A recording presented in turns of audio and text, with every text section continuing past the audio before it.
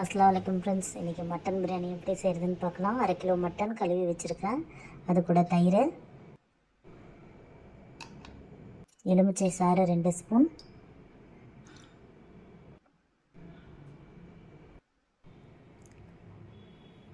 இஞ்சி பூண்டு விழுது 1 ஸ்பூன், இதெல்லாம் கலந்து உப்பும் சேர்த்து இது கலந்து 1 மணி நேரம் நல்லா ஊற வச்சிடலாம். ஃப்ரிட்ஜில் வச்சுக்கோங்க. பிரியாணிக்கு தேவையான வெங்காயம், புதினா, தக்காளி, பச்சை மிளகாய் இதெல்லாம் கழுவி கட் பண்ணி வச்சுருக்கிறேன். குக்கரில் எண்ணெய், நெய் இதை சேர்த்து மட்டனுங்கிறதுக்காக நம்ம குக்கரில் கறி வேகிறதுக்காக குக்கரில் வைக்கிறேன். நெய், அது கூட பட்டை, லவங்க, ஏலக்காய் நல்லா பொரிஞ்சு வந்ததுக்கப்புறம் இது கூட வெங்காயம்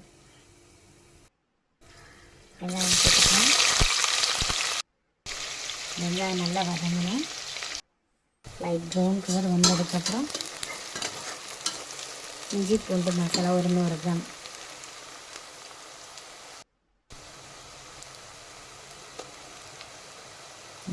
இஞ்சி பூண்டு மசாலா நல்லா வதக்கி இஞ்சி பூண்டு மசாலா போட்டு அதுதான் நல்லா டேஸ்ட்டாக இருக்கணும்.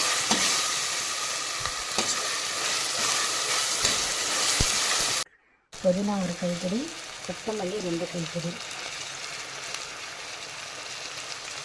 பச்சை மிளகாய் ஒரு 5-6 பச்சை மிளகாய்,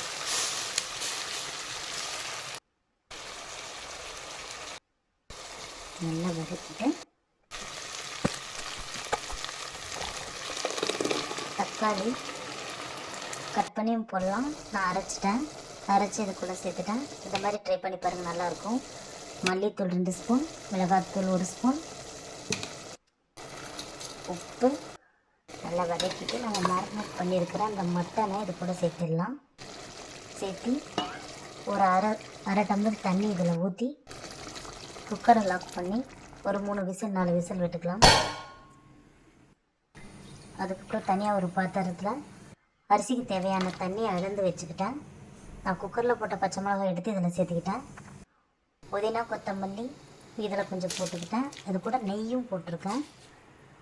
நல்லா தண்ணி கொதித்து வரும்போது இதில் ஊற வச்ச அரிசியை இதில் போட்டுக்கிட்டேன். அரிசியும் தண்ணியும் சம அளவு வரும்போது அந்த கிரேவி நம்ம வச்சுருக்கோம்ல, கிரேவி நல்லா குக் ஆகிடுச்சு. இந்த கிரேவியை அந்த அரிசியில் இருக்கிற தண்ணி ட்ரை ஆகிற வரைக்கும், ட்ரை ஆன ஒன்று இதை எடுத்து இதில் மிக்ஸ் பண்ணி இது கூட லெமன் ஜூஸ் சேர்த்துக்கோங்க. இதை மிக்ஸ் பண்ணி நல்லா கலந்து ஒரு 20 மினிட்ஸ் தம்முக்கு விட்டுடலாம். தம்முக்கு விட்டு அதுக்கப்புறம் ஓப்பன் பண்ணி கீழே இருக்கிற சாப்பாடு மேலே கொண்டு வந்து, எல்லா பக்கமும் கீழே இருக்கிற சாப்பாடு மேலே கொண்டு வந்துட்டு நெய் போட்டு திருப்பி ஒரு 5 நிமிஷம் மூடி வச்சுட்டா பிரியாணி ரெடி ஆயிடுச்சு. இது ரொம்ப டேஸ்ட்டாக இருக்கும். ஒரு தடவை ட்ரை பண்ணி பாருங்கள்.